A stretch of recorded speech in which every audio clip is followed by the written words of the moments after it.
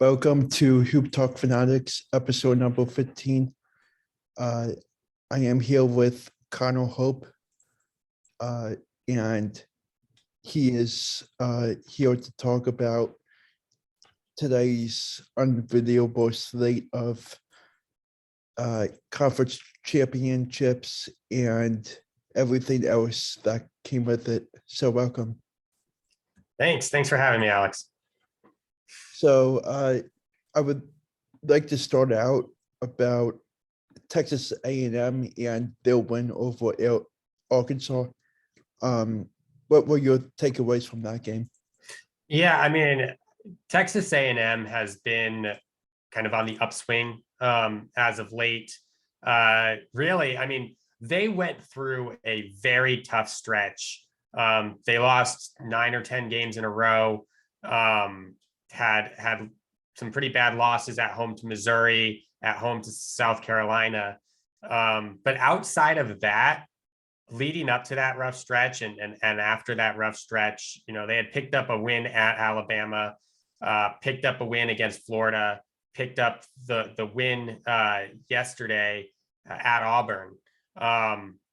Play very, very good defense, especially today and yesterday against, two of the top teams in the SEC. Look, I still think that Arkansas is one of those teams that can do a lot of damage in March. Same with Auburn. I think both of those teams are very good teams and can do a lot of damage. But Texas A&M's defense is very tough, and especially now that they are fully healthy on a roll. On a very long winning streak, they're going to be one of those teams that probably sitting in that 10 to 12 seed range if they make the tournament, and it's not guaranteed, but if they make it, especially if they beat Tennessee, they'll be in that 10 to 11 seed range, and that's not a game that you're going to want to have. You're going to want to play as like a 7 or a 6 seed. Very tough. Very, very strong roster. I like Texas A&M as one of those teams that if they get a weaker 5 or 6 seed or 7 seed, they could pull off at least one win in the tournament. Yeah, Texas A&M is a pretty solid team. I think that they can do some damage with what they have, and I'm interested to see what seed they are and what region they might go into if they make the tournament. Yeah, I mean, I personally think they probably do, regardless of whether they win tomorrow. But I mean, obviously, win tomorrow secures them into the tournament. It's just they that stretch was so bad that the committee might not be able to ignore it. So we'll see what happens with them. But Buzz Williams has Texas Tech in a very solid place, and I like their depth. I like the way they play. Very unassuming and can be very strong, especially in that first weekend. Mm-hmm. So my next thing is, what are your thoughts on Iowa and Indiana? Yeah, it was kind of the tale of two halves, right? It was and Indiana jumped out to that lead, but Iowa, being Iowa, managed to make their way back into the game. Keegan Murray is still, I think, one of the most underrated players from a coverage perspective in the country.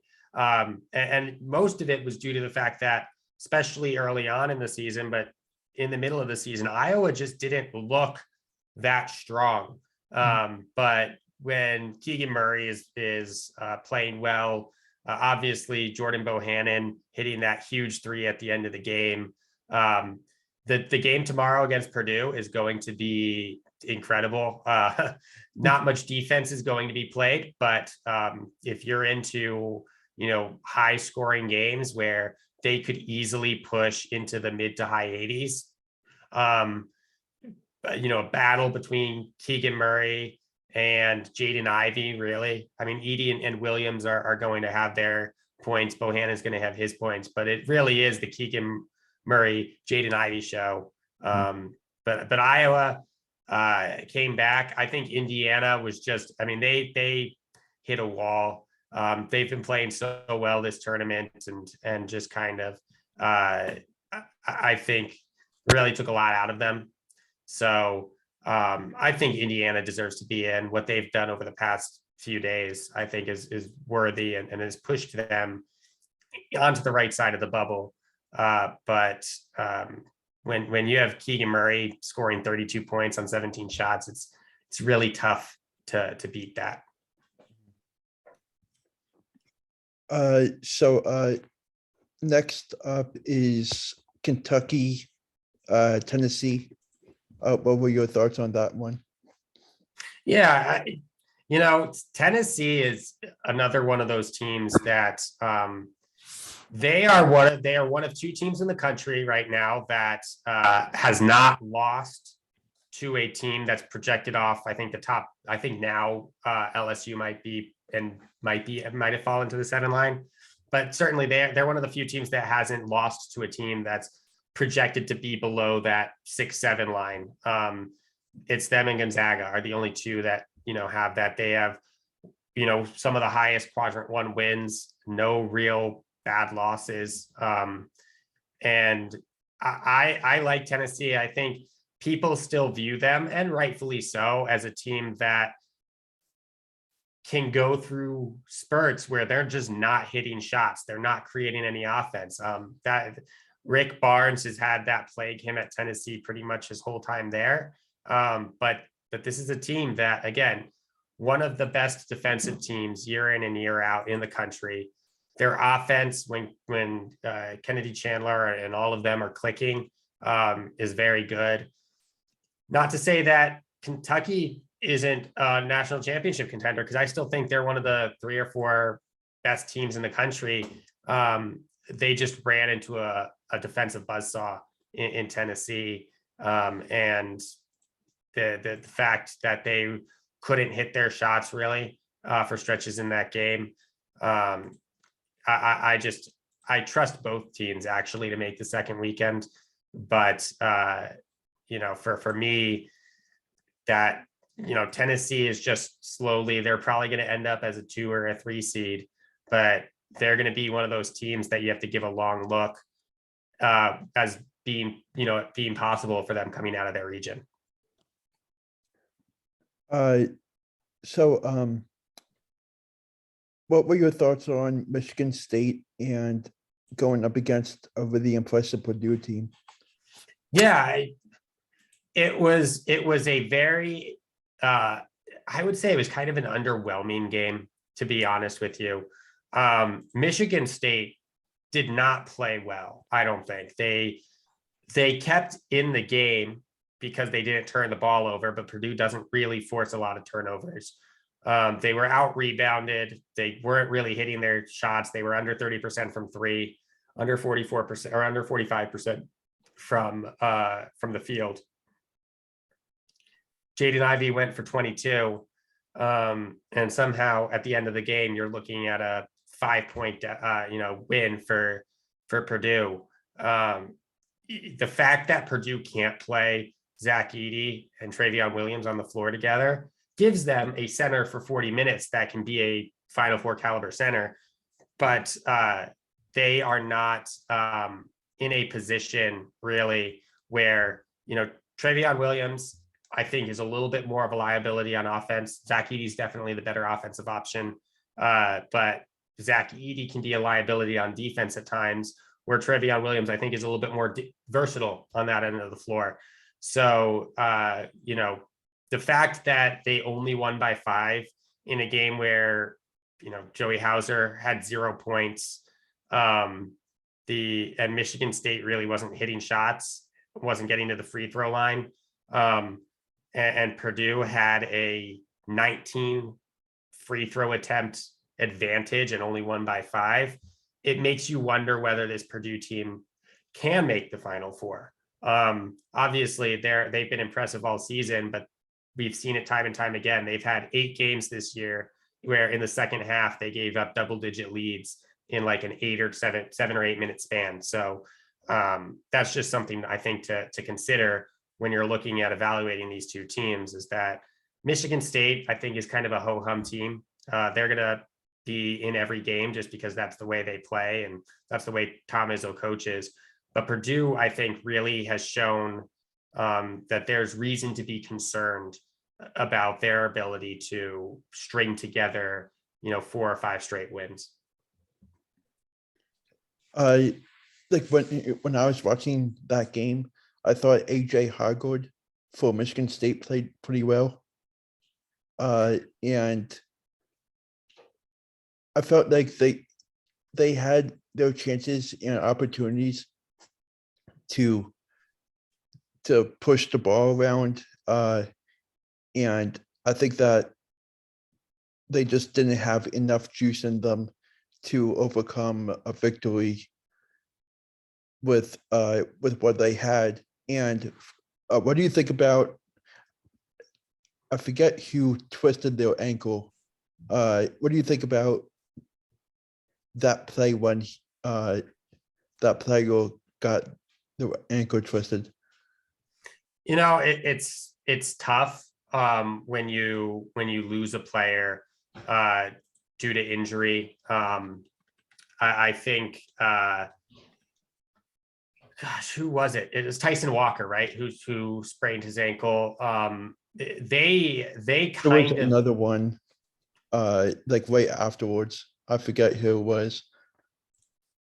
Oh, so you're not talking about, because Tyson Walker is a big loss. Who was the other one that sprained their ankle?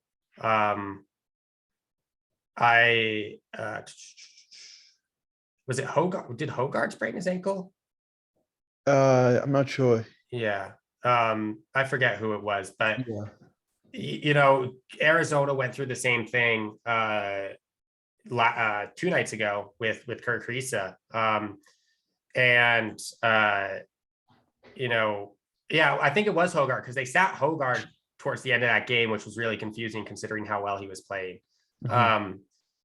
You kind of have to do that if you're Michigan State, right? You'd rather give up the win in the semifinals of your conference tournament and rest your players so that they don't make their injury worse heading into March. And Tom Izzo's done this forever. He knows that. So, Hogarth and Tyson Walker, I think, are critical pieces. Losing both of them, if they were playing, at the end of that game, do they beat Purdue? I don't know, because Purdue had built such a big lead into the closing minutes, and it was kind of just trying to scrape back in. But they are 2 players that I think you have to look at and say, okay, they're not double-digit scorers. They're not top options, but they give you all of your assists if you're Michigan State. I mean, they are your 2 point guards. And so you rest them in that game knowing that you're probably going to lose, because you need them come this next, Thursday or Friday whenever they play in the NCAA tournament. Before we switch topics, I was curious to know if you think Purdue is a team that can win it all. I think at their ceiling, Purdue is one of the 5 best teams in the country. And I still think that. My concern with them is that they have not played at their ceiling consistently for a 6-game stretch all season. They, early on, they were playing really well in consecutive games, but once they got into Big Ten play, they've taken games off. I mentioned they've given up big leads late. When you're playing a team like Penn State and you give up a big lead, you can still win that game, right? When you give up a big lead to Ohio State or Michigan State, right, you can still win that game. What happens when they play at Arizona who can take a run and just keep going with it, and plays at a high enough tempo that, even if Purdue goes out to an 8-10 point lead against Arizona, the Wildcats can erase that in 2.5 minutes and then keep going for another 5. And all of a sudden, in the span of 7 minutes, they've turned a 10 point deficit into, a 7-8 point lead. And it's growing, and Purdue just doesn't have the point guard play and the ability to really come back from that. Their defense concerns me because of that, because their offense struggles when the point guard play, and I use quotes because they don't really have a true point guard. When that struggles, their defense isn't enough to overcompensate, and that's when they give up those big second half runs. So my next topic for us to talk about is Texas Tech and Kansas. What are your thoughts on the Jayhawks entering the tournament? I've been up and down on Kansas all season. Their lack of a consistent true point guard, again, concerns me. It concerns me with a lot of teams, because there's not a ton of teams in the country right now that have true point guards that can play at a Final Four level. They have an outstanding lottery caliber player in Ochai Agbaji. Christian Brown is an excellent second option. David McCormack, when he's playing well, is one of the best bigs in the country, although the when he's playing well part is not as consistent as you would like. But my issue with them is that they have a lot of moments where they don't have a true shot creator on the floor. The only player that they have on their roster that can really create his own shots is Remy Martin, who comes off the bench, and when he's not on the floor, they have to create for each other, and they just don't do that efficiently enough for me to say that I'm confident they'll win the national championship, or they could.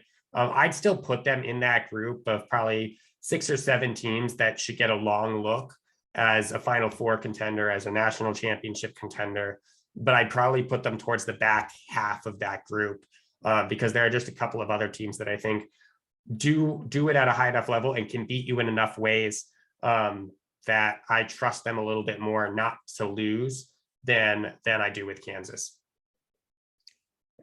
Do you see Texas Tech maybe being a first 4 team, or maybe NIT bound? Texas Tech, no, they're safely in. Texas Tech will be 4 or 5 seed. I'm going to look that up right now, because I'm not a bracketologist, but Lucas Harkins, who writes for Heat Check CBB, is one of the best bracketologists in the country.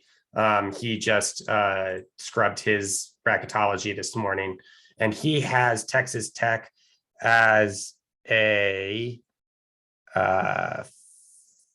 3 seed. So even with the loss, I don't think they drop. They might drop to a 4 seed, but I just don't see anyone on the 4 line that would jump them, because Arkansas lost, and the other 3 teams on that 4 line all lost earlier in their tournaments. So I think Texas Tech is safely on that 3 line. Certainly one of those teams that you don't really want in your region if you're a 2 seed, because the 2 seeds and the 3 seeds are so close together that it would make for a really tough round of 16 game. So moving on to the Mountain West championship game. Yep. What were your thoughts on that one? Yeah, it was about what you'd expect out of a Mountain West championship game. San Diego State, every game they're in seems to be incredibly low scoring. They themselves only have one reliable scoring option, that can give you the high efficiency scoring on a consistent game to game basis in Matt Bradley. But they pride themselves on defense, and Boise State took those lumps. It was a race to 50. And, Boise State, there wasn't a ton of players who scored. I think they had six players who scored, compared to 5, I think, for San Diego State. Not a ton of scoring, obviously, in a 53-52 game, but also not a ton of different players scoring. But, Boise State's just a consistent team. Leon Rice has built a great thing there, whether it's, Shaver, or Acott, or it's, someone else scoring at a high rate. They can do it all. San Diego State, like I said, 1 or 2 players is really what they can rely on today. It was Bradley and Butler. Sometimes Pulliam can do it. So San Diego State is going to be one of those teams where no matter what game they play in, no matter what team they play, that game is unlikely to go past 70 points. It's probably going to be in the 50 or 60 point range. Boise State, I think, can score at a little bit higher of a level. They decided to play San Diego State's game and won. So moving on to the Pac-12 championship game. I really thought that both teams played evenly well. I think definitely seeing Arizona having the slight edge of talent, and they really dominated the last 7 minutes of the game. And what were your thoughts on this game and moving into the tournament? Yeah, I mean, Arizona really dominated. I mean, they controlled the first 5 minutes of the game. They controlled the last 6 to 7 minutes of the game. UCLA in that 12 minutes combined just had a really tough time where they were falling into playing at Arizona's pace. Towards the end of the game, they kind of had to, because they needed to come back. But early on in the game, they were making a lot of uncharacteristic, to be honest with you, mistakes, passing the ball out of bounds, giving the ball away on kind of boneheaded plays. And they ended the game with only 7 turnovers. But I'd wager to bet that 5 of those were probably in those 12 minutes. Arizona is going to out rebound most teams they play, so I'm not too concerned about that. But UCLA takes a lot of jumpers, a lot of mid-range shots, a lot of threes. Today they hit 23% of their threes. Their mid-range jumpers at times were falling. Obviously, you had a couple of turnaround jumpers from Jaquez and Juzang that went down, but not a very efficient style of play. And that's what's really, I mean, UCLA last year in the tournament played the same way. And when they're hitting their shots, it's really tough to stop, because, as a defense, you're not prepared to defend the mid-range as hard as you prepare to defend the 3-point line or the paint. And so UCLA attacks a generally weaker part of the defensive scheme, which is the mid-range. But it's a less efficient shot, right? You're making them at a similar range, maybe slightly more efficient than a 3-point shot. But for every 3-point shot, or every 3-point shot you make, you have to make 1.5 of those mid-range shots. So, really tough. Jules Bernard had a great game, but Benedict Mathurin he's the best player in the Pac-12 for a reason. He's a lottery pick for a reason. He had a great game, and Arizona pulling out the championship, winning 2 games without their starting point guard, and then having both their replacement point guards in foul trouble in this game. I think it's just a testament to how well they can play together, their grit, and just the style of play being difficult to play against, right? You're playing at a very high pace, and it takes a team slowing you down to stay in that game, because no team is going to play a perfect 40 minutes. But when you're playing an imperfect 40 minutes at a slower pace, the damage that's done during your opponent's run tends to be smaller than a team like Arizona will do in those moments where you're not playing at your best. I saw that Myers Johnson for UCLA didn't have any points tonight.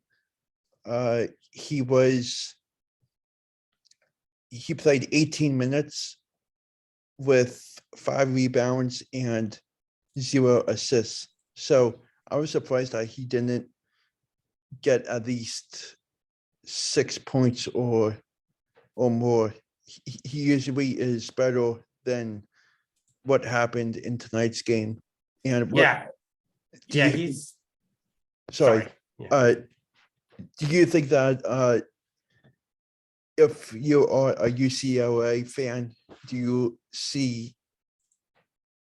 think that you might have a bad thought of how this will impact their performance down the road, or do you think that he just had an off night? No, I mean, he's not a high volume scorer, right? He took one shot in this game. He averages 4 or 5 points per game this season. Cody Riley is really the offensive interior player for UCLA. Miles Johnson starts because he is a presence on defense. And when you have Mick Cronin as your head coach, Miles Johnson being that presence as a starter really helps UCLA set the tone, where Cody Riley can come in and kind of attack maybe a little bit softer defenses and perform well from that perspective. I'm not terribly concerned really with, I mean, nothing that UCLA did today other than not putting as much effort, especially early on in the game, into slowing the pace down. They kept speeding themselves up, I think, a little bit in those first 5 minutes. That was the big issue for me. Tiger Campbell maybe doing a little bit too much of the getting caught in the mid-range with nowhere to go and no passing lanes.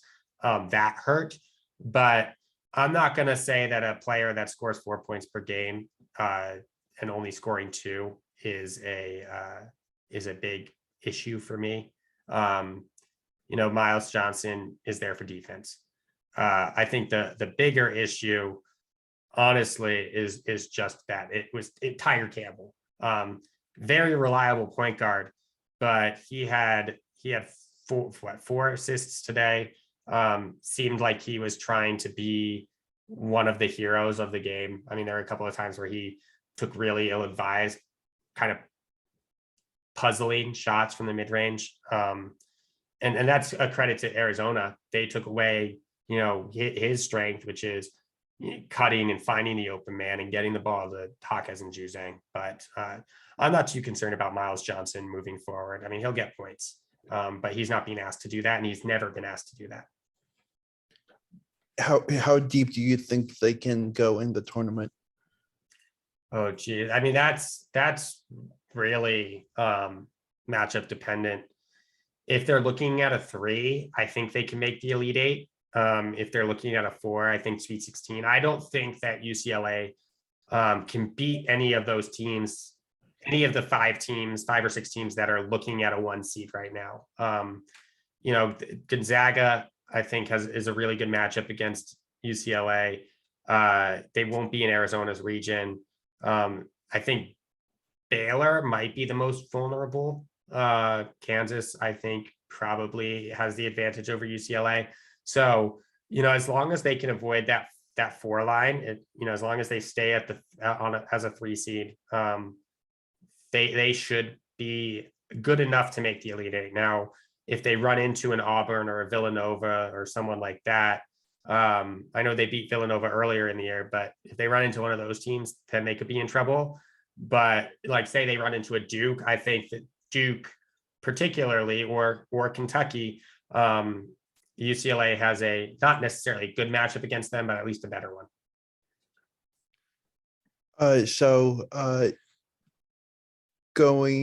Continuing on the games, what were your thoughts on Villanova's big win against Creighton? Yeah, Villanova was a team that, earlier on in the season, we were talking about them as not having enough depth, not being the team that, could close out a game, right? They lost in the last 5 minutes or so to UCLA. They lost in the last 5 minutes or so to Purdue. They kind of got run off the floor by Baylor, had that loss at Creighton. So very tough. I know they had the early win against Tennessee, but that was before Kennedy Chandler and all the young players for Tennessee really got into the swing of things. But they've proven, I think, over the course of the year that, yeah, sure, there's certain matchups. Marquette is a particularly bad matchup for Villanova. UConn is a tough one. They had the one loss at UConn. But I think they've proven that they can now play a full 40 minutes of basketball, which is very important. They've upped their rotations at 7 players, which is still not incredible. But Creighton only ran really 5 or 6 today. So they have one of the best scoring guards in the country in Colin Gillespie. Justin Moore has been playing out of his mind lately.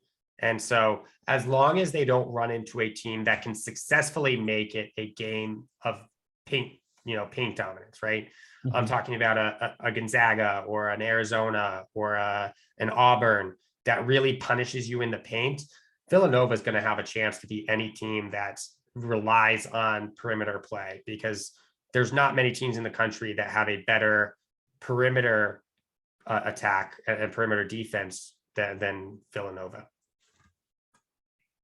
Yeah, what are your thoughts on Eric Dixon and his ability to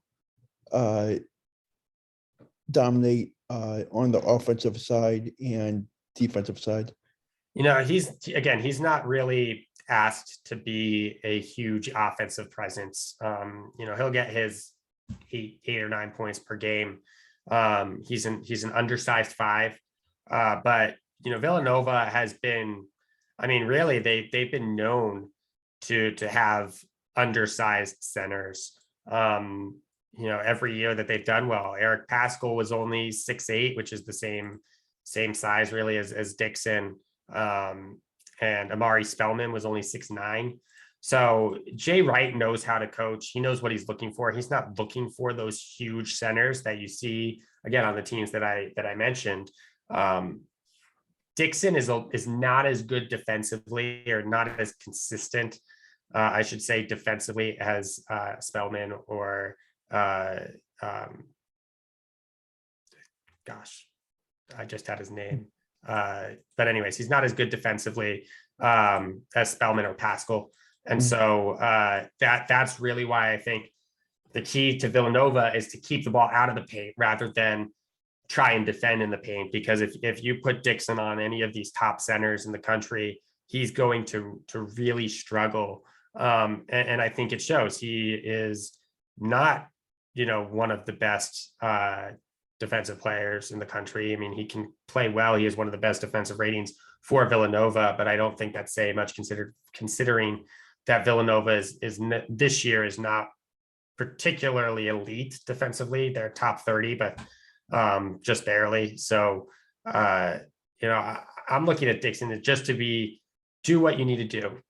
Make sure that you limit the damage of bigs, get your 7 to 8 points where you can, but don't try and force it, because Gillespie,